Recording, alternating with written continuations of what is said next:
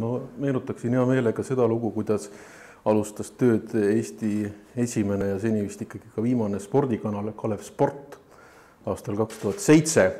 Mul oli au ka olla seal selle algusaegade juures ja mäletan esimest jalgpallimängu, mida me Ott Järvelaga kommenteerisime. See oli Inglise kõrgliiga mäng Londoni Chelsea ja Evertoni vahel. Mäng, põhimõtteliselt käib ju teleülekande kommenteerimine niimoodi, et pilt võetakse kuidagi satelliidi pealt või mingite kaablite kaudu nii-öelda maha, saadakse kätte. Pilt läheb siis kommentaatorile ette sinna ekraanile, sul on klapid peas ja siis sa räägid, mida sa näed.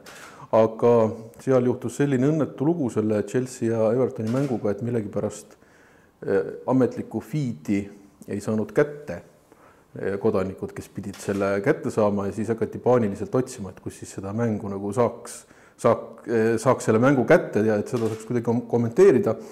Ja siis Toomas Lepp, kes oli siis selle Kalev Spordi juht ja õpetaja, tõi siis kiiremas korras enda kodust mingisuguse satelliitvastuvõtja, millega ta sai vastu võtta Saksa Sky telekanaleid. Siis selle Sky kaudu võeti siis Londoni Chelsea ja Evertoni mäng nagu vastu, kuvati meile ekraani peale, siis me nagu rääkisime, niimoodi kommenteerisime, et samal ajal klappidest tuli see saksakeelne mula ka meile kõrvu.